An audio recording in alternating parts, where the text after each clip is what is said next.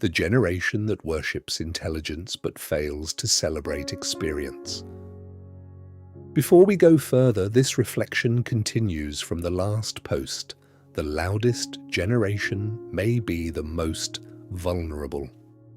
In that piece, we explored the idea that what often looks like rebellion may actually be a deeper search for identity, a generation trying to make sense of life after inheriting cracks they did not create. If you have not read it yet, it will give you fuller context for this conversation, because once a generation begins to search for meaning, the next question becomes, where do they look for answers? And in many cases today, the answer is clear. They look inward, they look to intelligence, they look to ideas. But what happens when intelligence becomes the highest authority? This is where today's reflection begins. In continuing this thought, there is something subtle we must address first: the pressure to meet expectations. Not always loud expectations, not always spoken, but present. The expectation to succeed quickly, to sound intelligent, to have answers, to keep up, to prove something. And in trying to meet these demands, something deeper is often lost. The wisdom that comes from stillness, the purity that comes from alignment, the clarity that comes from being in tune with God, our source. Because true wisdom is not produced under pressure, it is formed in quiet alignment. We are living in a time where intelligence is highly valued, and rightly so. Knowledge has expanded, information is accessible, ideas travel faster than ever before, but something has shifted. Intelligence is no longer just a tool. For many, it has become an identity, to be seen as smart, to sound deep, to win arguments, to analyze everything. And in elevating intelligence, we have quietly diminished something just as important: experience. Not just lived experience, but processed experience, refined experience, experience that produces humility. There is a kind of wisdom intelligence cannot produce, and there is another kind of wisdom that is often ignored, the wisdom that comes from pain and betrayal, the kind of understanding you do not learn from books, the kind of awareness no theory can fully explain. You can study trust, but betrayal teaches you how fragile it can be. You can analyze relationships, but heartbreak teaches you what to protect, what to value, and what to walk away from. You can read about life, but experience forces you to live it. And in that process, something changes. You become more discerning, more aware, less naive. Not because you are trying to be hard, but because life has shown you what is real. This is why experience matters, not to make you fearful, but to make you wiser. Because intelligence may help you understand what could happen, but experience helps you recognize when it is happening again.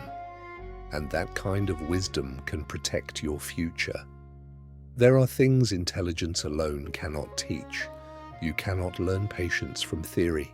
You cannot understand responsibility without carrying weight. You cannot develop character without being tested. Experience slows you down. It confronts you. It corrects you. It exposes your limits. And in that process, something begins to form: wisdom. But wisdom is not loud. It does not rush to speak. It does not need to prove itself. It does not react quickly. It responds. When intelligence is prioritized above alignment, something else begins to fade: the purity of intention. We begin to act not from a place of truth, but from a place of performance. We speak to impress. We move to be seen. We decide based on urgency rather than clarity. And slowly, the inner life becomes crowded. Noise replaces stillness, speed replaces reflection, self replaces source. But real clarity, the kind that produces life, comes from a deeper place. a place that is still, a place that listens, a place that remains connected to God. If we are honest, this generation is not lacking intelligence. It is not lacking ideas. It is not lacking exposure. What it is struggling with is alignment. Alignment with truth. Alignment with purpose. Alignment with the source of life itself. We are still trying to understand the core challenges of this generation, and one of them is this: we have learned how to think deeply, but not always how to live rightly. There is also a danger in moving too quickly without learning from what has already been lived.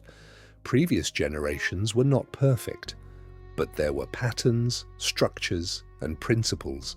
Some of those have been dismissed too quickly, and now many are trying to rebuild through trial and error what could have been learned through wisdom.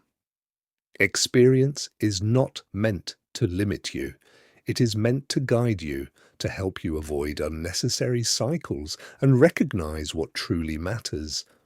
If intelligence has become elevated, then something must bring balance. That balance is not ignorance. It is not the rejection of knowledge. It is return, a return to humility, a return to alignment, a return to God. Because without that connection, intelligence can become dangerous. It can justify wrong decisions. It can rationalize unhealthy patterns. It can elevate self above truth. But when intelligence is submitted to something higher, it becomes useful again. It becomes guided. There is a word that is often misunderstood: repentance. Not as condemnation, but as return, a turning, a realignment, a willingness to say, something is not right and I am willing to change direction.